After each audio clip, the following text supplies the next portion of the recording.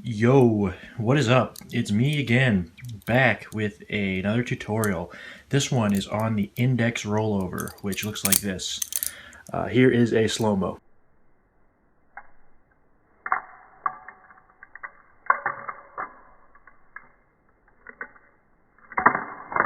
Alrighty, let's get right into it. So you can do this move either holding the bite handle or the safe handle. If you hold the bite handle, you're going to end up with the opposite handle, the safe handle, in this pen-looking grip. And if you hold the safe handle, it's the opposite. So if you start with the safe handle, you're going to end up with the bite handle, vice versa. I'm going to start with the bite handle here. You're going to want to start grabbing the knife maybe 3/4 of the way up, and just like a standard vertical grip. And what you're going to do is you're going to fling out the safe handle over your index finger, like that. I'll get into the throw of it later, but I'm just going to go over it once here real quick. You're going to throw it over your index finger, and just as or before it hits your index finger, you're going to release with your other 3 fingers, and it's going to spin around, and you're going to catch the same handle that you threw out in the pen grip, like that. So that's how the full move goes. It's one of those ones that you just have to practice over and over and over again, and eventually you'll just get it, but I'll give you a few tips here.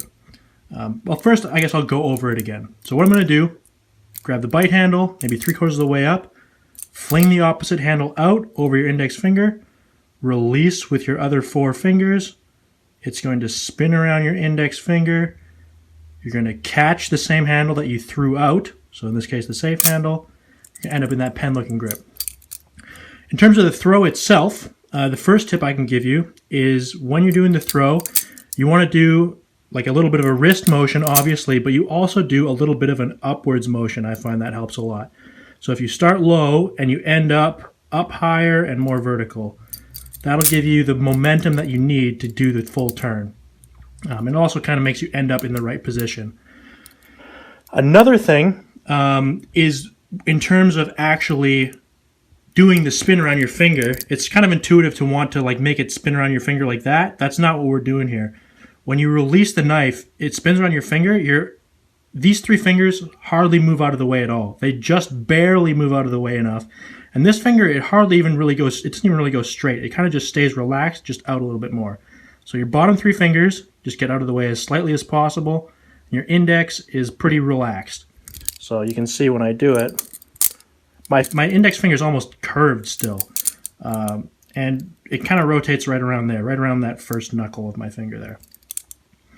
Another thing, when you're catching this trick here, what you can do is normally when you catch it, right, you do the spin and you end up just right here. That's just a normal catch. Your hand just stays vertical.